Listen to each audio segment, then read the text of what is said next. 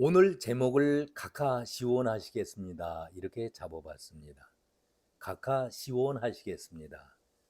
이승만 대통령이 광나루에서 낚시를 하던 중에 방귀를 뀌었던 모양입니다.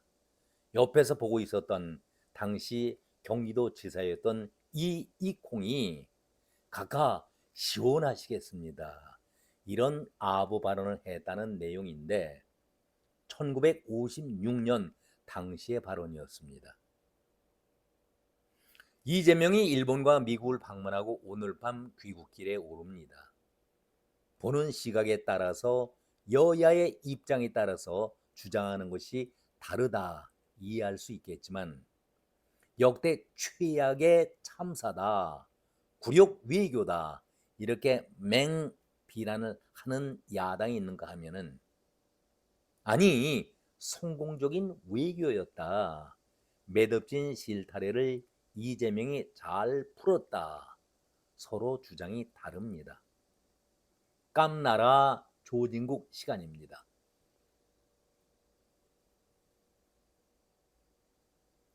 물론 보는 견지에 따라서 또 여야의 입장에 따라서 차이가 다른 것은 이해할 수가 있겠지만은 민주당의 졸개들이라든가 이재명을 맹신하고 있는 그 입장에서야 모든 것이 다 잘된 것이고 성공적인 순방이라고 주장하는 것 무슨 상관이 있겠습니까마는 과연 정말 이재명이 순방에서 얻은 것은 뭘까라는 의문점이 들기도 합니다.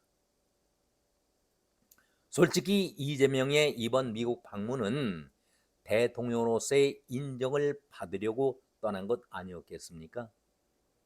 미국이 냉담한 자세를 보이게 되니까 유럽의 우방 국가들마저도 이재명을 대통령으로 인정하려는 그런 모습을 보이지 않고 있기 때문에 얼마나 답답했겠습니까?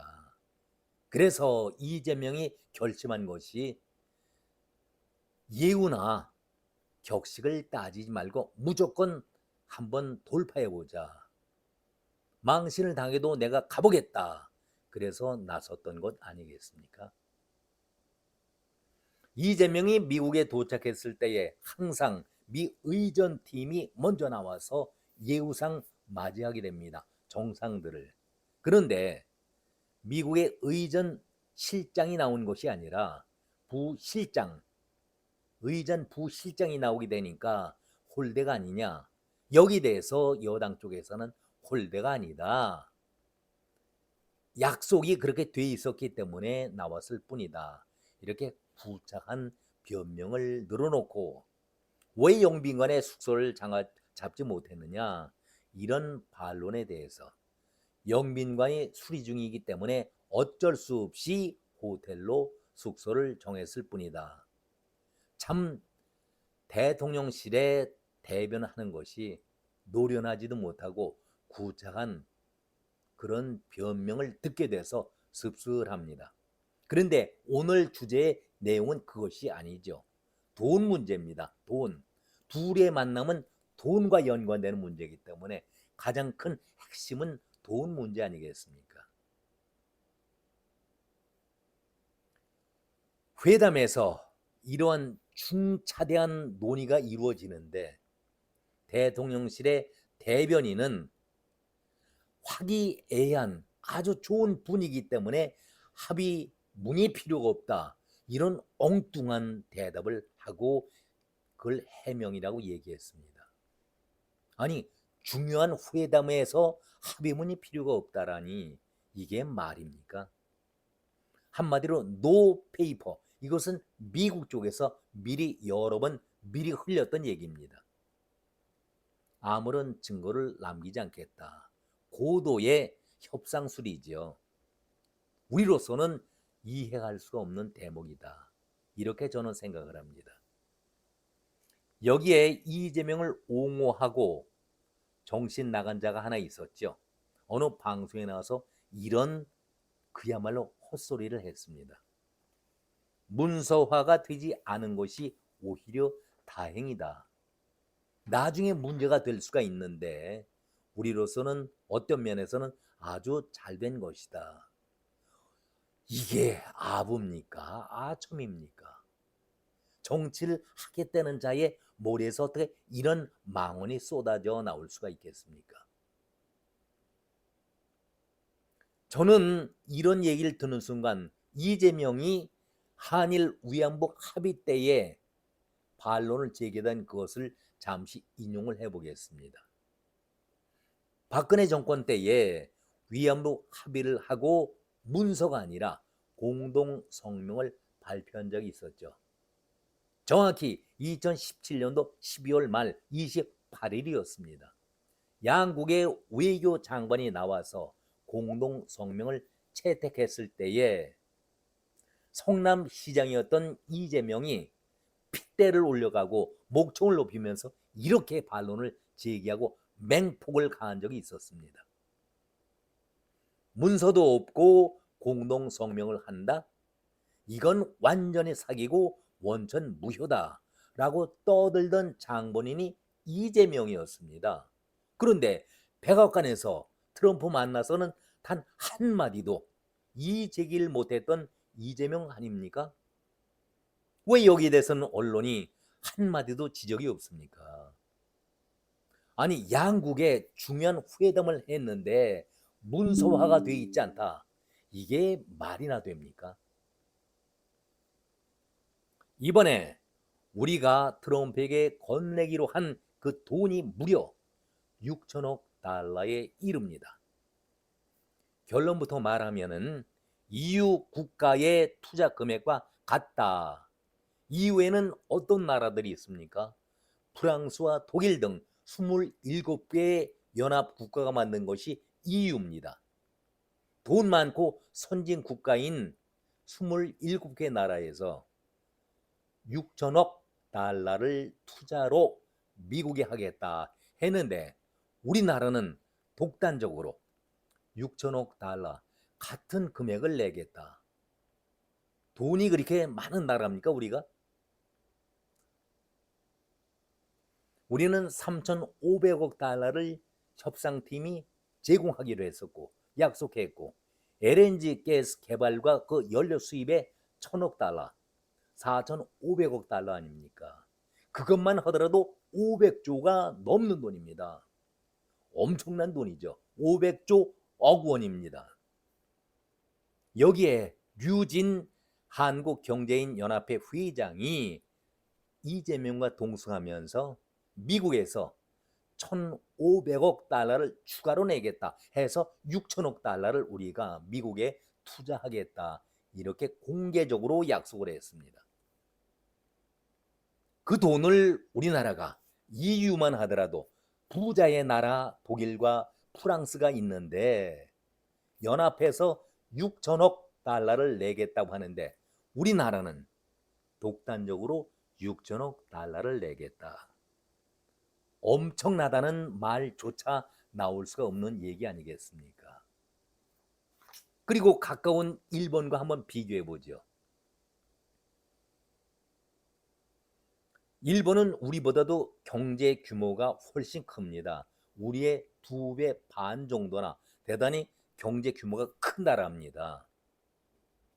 그런데 일본은 모두 합쳐서 5천억 달러를 낸다. 그런 얘기를 하고 있습니다. 우리는 6천억 달러, 일본은 5천억 달러. 그런데 경제 규모는 우리보다도 일본이 2배 반이나 큰 나라인데 5천억 달러로 마무리를 지었습니다. 한마디로 우리가 무슨 약점을 잡힌 것 아니겠습니까? 우리가 1,000억 달러 이상을 일본보다도 더 미국에 투자를 해야 한다. 우리로서는 엄청난 부담이 되는 것이죠. 이재명이 막말로 약점을 잡히지 않고서야 어떻게 이렇게 엄청난 돈을 조선시대도 아닌데 조공을 바치는 것도 아닌데 이거 나라 거덜내려고 작심했던 것 아니겠습니까?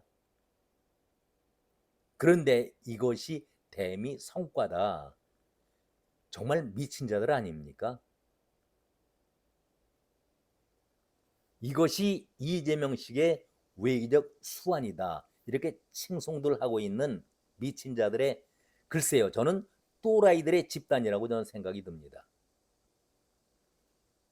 그리고 또 한 가지 가슴 아팠던 것이, 일본과 우리가 대미 수출의 주 품목이 반도체와 자동차인데, 자동차만 하더라도 일본은 12.5%의 관세, 우리나라는 15%의 관세를 물어야 합니다.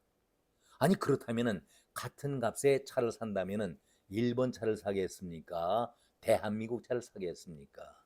그런데도 이재명은 협상팀이 불리한 조건 속에서도 아주 협상을 잘했다. 그 얘기하는 의도가 뭡니까? 참으로 답답할 뿐이죠. 천문학적인 돈을 건네주면서도 오로지 대통령 소리 한번 들으려고 이런 무모한 짓을 했다라고 한다면은 국민적인 공감대가 이루어질 수 있겠습니까? 그런데 언론의 표정이라든가 언론의 보도 자세를 보면은 더더욱 기가 막힙니다. 트럼프가 처음에는 긴장하라고 표정이 좋지 않다가 나중에는 화기애애 미소도 띄고 부드러운 분위기 속에서 회담을 진행했다.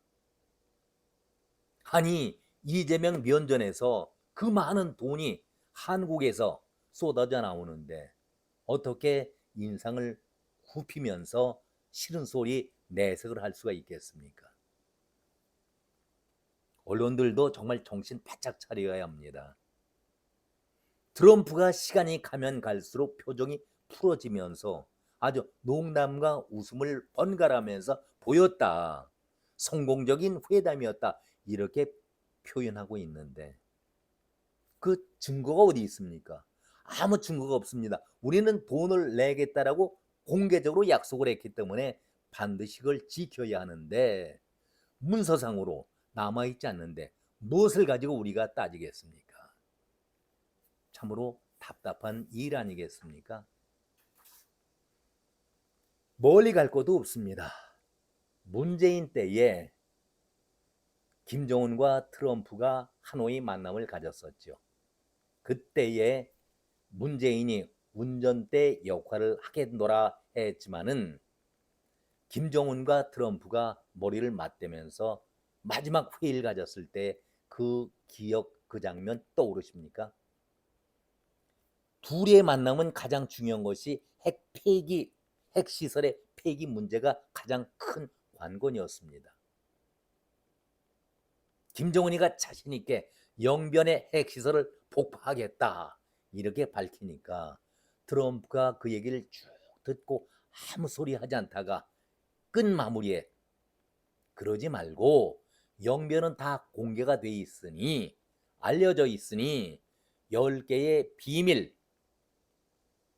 비밀로 핵시설을 만든 곳 중에 하나를 내가 밝혀주마. 그 얘기를 알리게 되니까 김정은이 두 손 두 발 다 들고 그 회담 끝나고 식사까지 약속이 돼 있었다가 부랴부랴 돌아서서 열차 타고 떠났던 것 여러분 기억나십니까? 트럼프는 김정은을 손바닥 안에 올려놓고 모든 것을 다 보고 있습니다.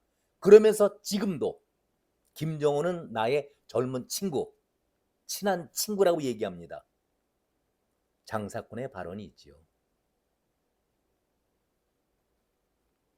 이재명으로 볼 때는 정말 대안이 없습니다. 우리 협상팀 내지는 우리 관계자, 이재명의 참모들이 하는 얘기, 또 언론들은 이번 협상을 크게 마무리 잘 지었고 후속적인 문제는 거의 없는 것 같고 실무진이 논할 것이다. 이렇게 얘기들 하고 있습니다. 그런데 저는 그것이 트럼프의 장사꾼 기질이다. 수법이다. 이렇게 말씀을 드립니다. 우리 국민들은 제대로 트럼프를 알아야 합니다. 만약에 이재명이 깨끗한 대통령이었다면 첫 대면 자리가 이렇게 푸대접 자리가 될 수 있었을까? 우리 경제 규모가 일본에 비해서는 2배 반 정도 우리는 왜소하죠. 작습니다. 그런데도 우리는 일본보다 더 많은 돈을 내야 할 그런 이유라도 있었습니까? 투자액은 더 많고 자동차 파는 데 있어서는 불리하게 팔고, 그 약점 아닙니까? 한마디로 이재명 측에서는 감옥에 가지 않으려고 온갖 방법을 다 동원하겠다, 이런 생각이겠지만은, 이재명은 트럼프와 회의를 하면서 끝내면서도 트럼프로부터 대통령으로 인정하겠다는 소리를 들어보지는 못했습니다.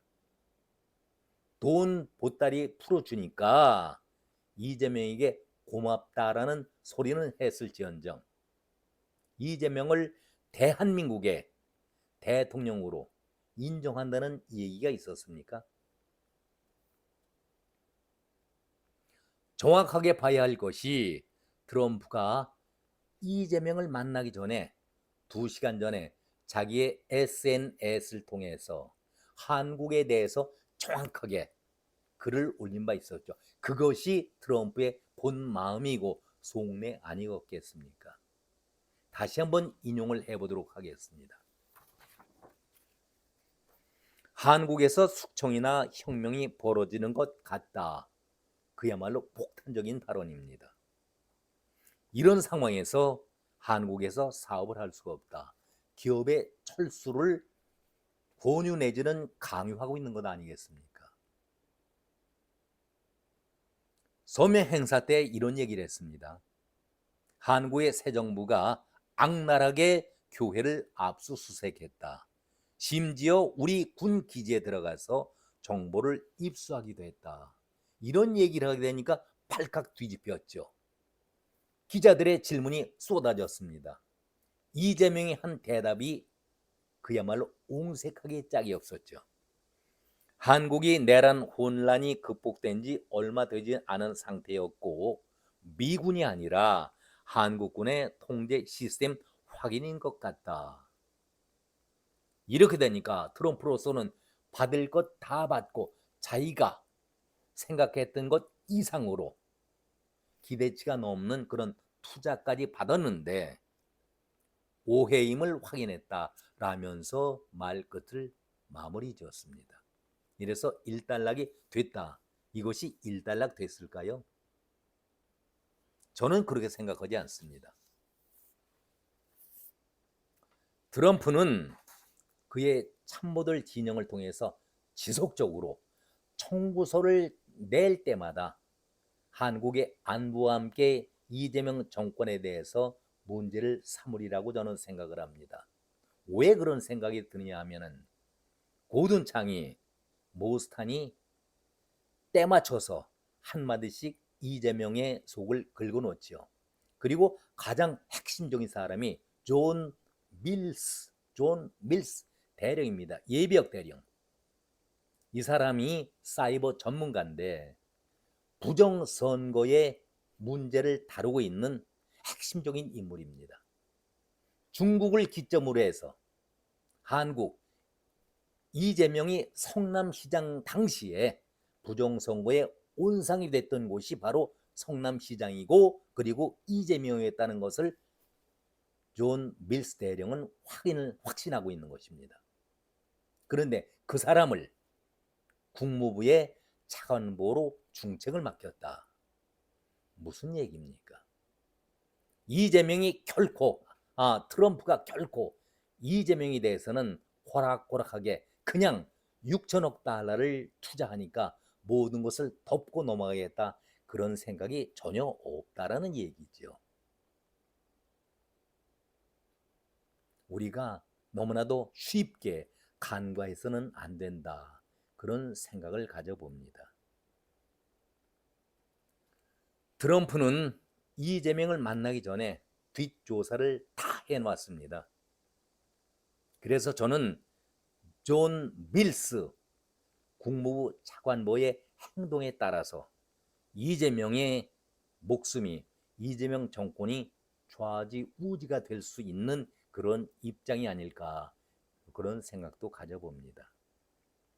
한마디로 부정선거에 대해서는 계속해서 트럼프가 까서 밝혀보겠다라는 그런 표정 아니겠습니까? 이제 결론을 말씀드리죠.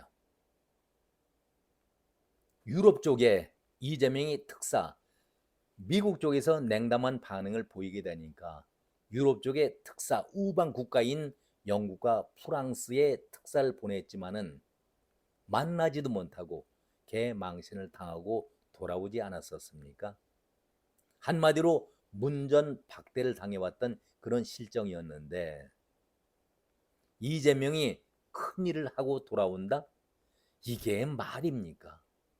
아무리 아부성 발언을 한다 하더라도 지금 민주당은 극도로 말에 자제를 보여야 합니다. 한마디로 이재명을 욕보이는 그런 발언이 있지요. 줄 것 다 주고 얻어온 것은 없습니다. 아무것도 없죠.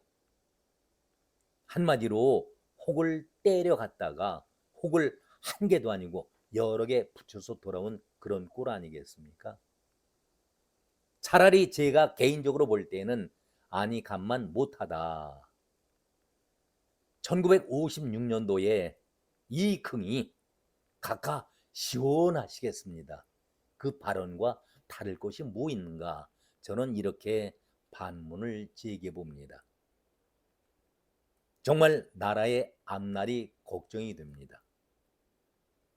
왜 우리는 이재명을 대통령이라고 부르지도 못하고 이재명 피고인이 언제 재판이 열려야 하는지, 재판 중단된 것이 언제 재판이 열려야 하는 것인지 조희대 대법의 결심만을 지켜보고 있으니 얼마나 답답하겠는가 이런 말씀을 드립니다.